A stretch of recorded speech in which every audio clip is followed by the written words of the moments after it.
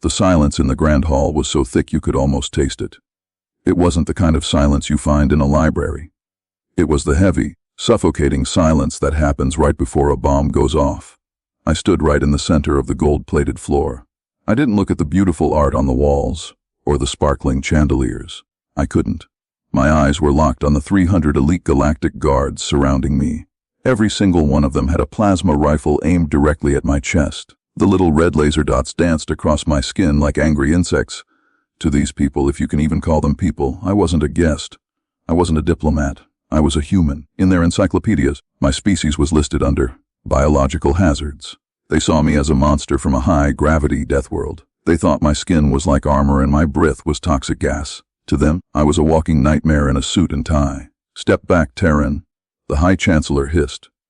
His 4 eyes were twitching and his green skin was turning a pale shade of gray, a sign of pure, unadulterated terror. "Keep your distance. Your kind is a walking plague. One touch from your filthy, oily skin could wither our royal bloodline in seconds." I didn't move. I didn't even blink. On Earth, I'm just a guy named Mark. I like coffee, I hate Mondays, and I have a dog named Buster. But here I was the most dangerous object in the room. I knew the rules.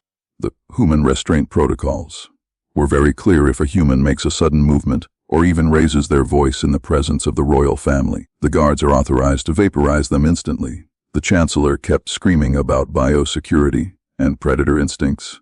He was trying to sound powerful, but I could hear his knees knocking together. The air in the room was cold, filtered through a dozen machines to make sure not a single human microbe escaped my body. Then, the heavy doors at the top of the balcony swung open with a loud thud. The sound cut through the Chancellor's yelling like a knife. Everyone turned. A small, blue-skinned girl, the crown princess, ran past her nannies. The nannies tried to grab her, but she was too fast. She was tiny, maybe only 3 feet tall, with big, glowing eyes that didn't have a hint of fear in them. She didn't see a death worlder. She didn't see a level 5 biological threat. She saw the man who had pulled her out of a burning escape pod a month ago while space pirates were shooting at us. She saw the man who had given her his jacket when she was shivering.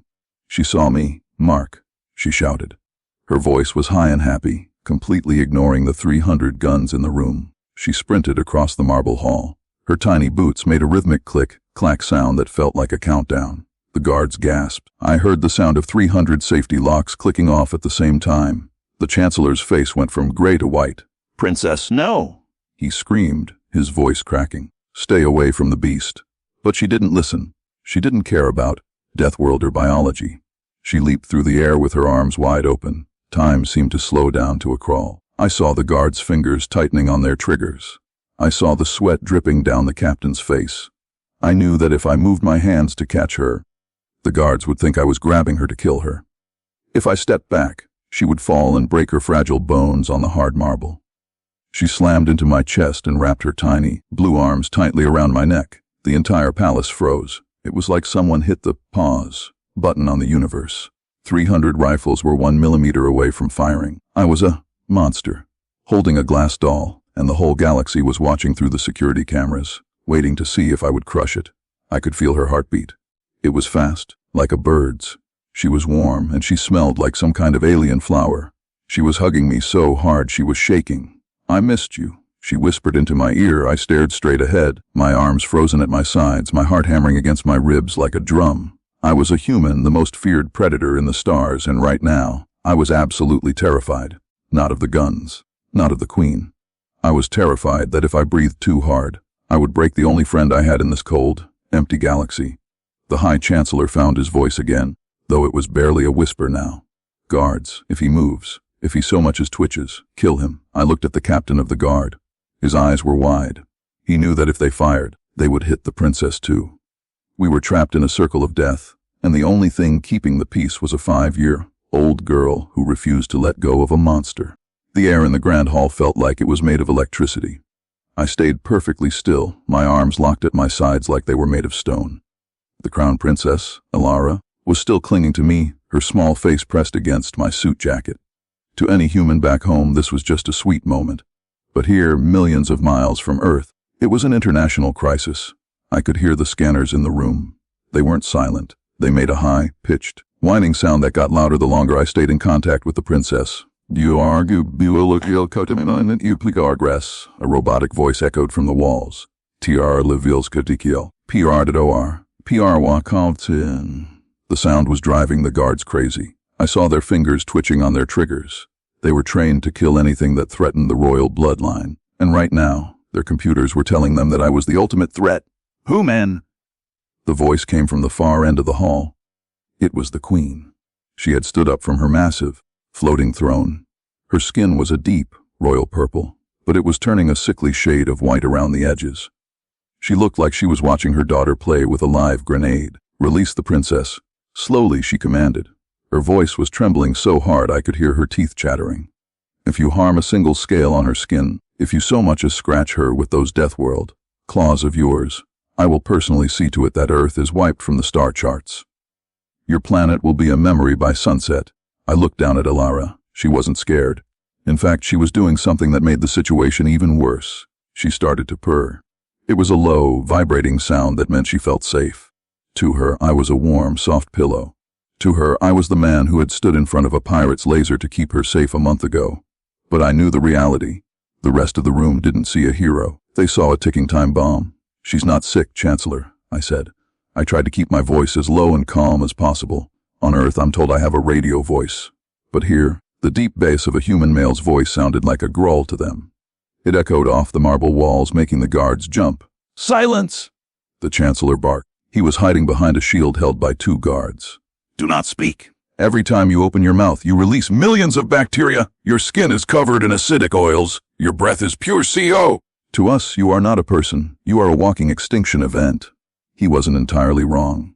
Humans come from a world where everything is trying to kill us. Our gravity is 10 times stronger than theirs. Our air is thick. Our bodies are designed to survive high-speed crashes and apex predators. To these fragile aliens, a human hug was like being squeezed by a hydraulic press.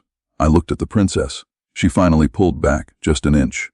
Her big, glowing eyes looked into mine. She saw the sweat on my forehead and the fear in my eyes. Not fear of the guns, but fear for her. She reached into her small, silk pocket. The guards shifted, thinking she was pulling out a weapon I had given her. Instead, she pulled out a tiny, crumpled, dried-up flower. It was a common daisy from Earth that I had given her while we were waiting for the rescue ships. It was dead now, but she held it like it was made of solid gold. He is not a monster, she cried out. Her small voice was defiant, ringing through the silent hall. He is my friend. He gave me this when the lights went out in the dark. He stayed awake so I could sleep. The guards hesitated. You could see the confusion on their faces. They were taught that humans were cold, heartless killing machines that only cared about war and conquest. They didn't have friends. They had targets. This was a violation of every galactic law. A human was contaminating the royal hair with both germs and ideas. The Chancellor was fuming. He saw his power slipping away. It is a trick, the Chancellor yelled, pointing a shaking finger at me. The human has used some kind of primitive pheromone to brainwash the child. Guards, look at her. She is losing her mind. But as the seconds ticked by, something even more impossible happened. The princess didn't faint. She didn't turn blue from my toxic breath. She didn't break. Instead, she looked at the Chancellor's angry, terrified face, and then she looked back at me. She started to laugh. It was a bright, silver sound that broke the tension like a hammer hitting glass. She grabbed my hand, my huge, scarred, death-worlder hand, with her tiny fingers and pulled me toward her mother's throne. Look, Mama, she cheered. I'm not melting. Mark is warm. The guards didn't know what to do. Their scanners were still screaming, riot, but their eyes were seeing a child playing with a giant. The captain of the guard lowered his rifle just an inch. He looked at the princess, then at me. For the first time, I saw a flicker of something other than hate in his eyes. I saw curiosity. I took a step forward. 300 guns followed my movement. My heart was thumping so hard I thought it would burst out of my chest. I wasn't worried about the lasers anymore. I was worried about the weight of what was happening. We weren't just standing in a palace. We were standing on the edge of a new era. If I survived the next 5 minutes, the galaxy would never be the same. If I didn't, my face would be the reason a war started that would burn the stars. Stay back, human, the queen shouted, though she didn't sound as angry anymore. She just sounded lost. I'm not moving, Your Majesty, I said, stopping exactly where I was. I'm just standing here, like I have been for the last hour. If I wanted to hurt anyone, I wouldn't use a hug to do it. We humans have a lot of ways to be dangerous. But we also have a lot of ways to love. Why is that so hard to believe? The princess hugged my leg, looking up at the guards like they were the ones being silly. The silence returned, but it was different now. The bomb hadn't gone off. Instead, the fuse was flickering out. The chancellor looked around, realizing he was losing control of the room. "This is a security breach. This is a disaster. We must sanitize the area immediately." He was desperate. He reached for a button on his belt, a silent alarm that would bring in the heavy combat droids. I saw his thumb move. I knew that if those droids entered, they wouldn't hesitate. They didn't have eyes to see a laughing girl. They only had sensors to see a human. I had to make a choice. If I grabbed the chancellor, I would be killed instantly. If I did nothing, we both might die. The High Chancellor's face was twisted in a mask of pure rage. He didn't see a little girl being happy. He saw his perfect, orderly world falling apart. To him, rules were everything. If the law said humans were monsters, then I had to be a monster. There was no room for friendship in his cold, calculated universe. He stepped forward, his boots clicking sharply on the gold floor. He pulled a small, silver sidearm from his belt. His hand was shaking so badly the weapon was wobbling, but it was pointed right at my head. "It doesn't matter what she says," he screamed, his voice cracking with desperation. "The law is absolute. The galactic code is clear. No Death Worlder shall ever touch a high citizen. To do so is an act of war. To do so is a death sentence. Guards, prepare to lower your weapons." The voice wasn't loud, but it cut through the chancellor's screaming like a cold wind. It came from the throne. The queen was no longer sitting. She was standing tall, her long purple robes flowing behind her like a river as she walked down the stairs. She didn't look at the guards. She didn't look at the chancellor. She looked directly at me. I stood there, still as a statue, with the Princess Elara still clinging to my leg. I kept my hands open and visible. I wanted everyone to see that I wasn't reaching for a weapon. I wasn't clenching my fists. I was just a guy. The queen stopped just 3 feet away. This was the closest any royal had ever been to a human without a reinforced glass wall between them. I could see the tiny scales on her skin and the fear still lingering in her eyes. But as she looked down at her daughter, that fear started to melt into something else. She looked at my hands. She saw the scars on my knuckles, scars I got from prying open the metal doors of Alera's escape pod while the ship was exploding. She saw that I was holding my breath, terrified that I might accidentally squeeze the child too hard. "He saved her life," the queen whispered. The microphones in the room picked it up, broadcasting her voice to the billions of people watching the live feed across the galaxy, while we sat in our councils talking about biological hazards and Death Worlder protocols. He was in the dirt, bleeding to keep her safe. While we spoke of laws and biology today, he showed more restraint than any soldier in this room. She turned her head and looked at the 300 guards. Her eyes were sharp and commanding. "Put them down." Now. For a second, nobody moved.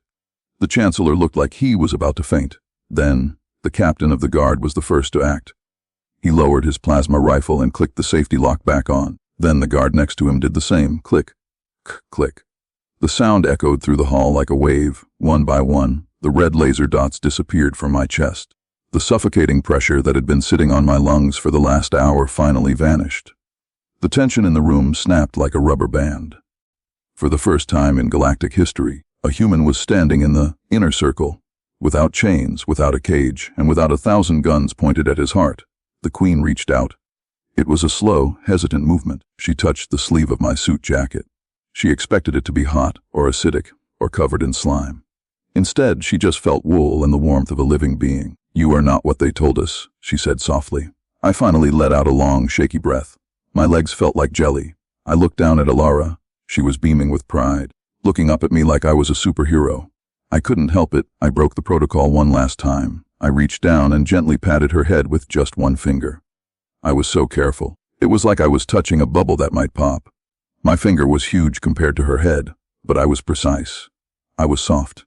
"You're going to get me in a lot of trouble, kid," I whispered. She just laughed, a sound of pure joy that made several of the guards actually smile. She hugged my leg even tighter, as if to say she wasn't going anywhere. The High Chancellor tried to speak, but the Queen silenced him with a single look. He had lost. The monster had won, not by using a gun or a bomb, but by being the only person in the room who refused to be angry. That day, the galaxy learned a lesson that changed everything. They had spent centuries studying human wars. They knew about our nukes, our tanks, and our history of violence. They knew we were strong. They knew we were fast. They knew we were Deathworlders, but they didn't know our true power. They learned that we are the only predators in the universe that can choose to be gentle. They learned that a hand that can crush steel can also hold a child's hand without hurting a single finger. The monster didn't destroy the palace that day. He didn't burn the city or infect the royal line. He did something much more dangerous to the old way of thinking. He became the palace's most loyal protector. As I walked out of that hall later that afternoon, with the princess holding my hand and the guards actually saluting as I passed, I realized that Earth wasn't a threat to the galaxy because of our weapons.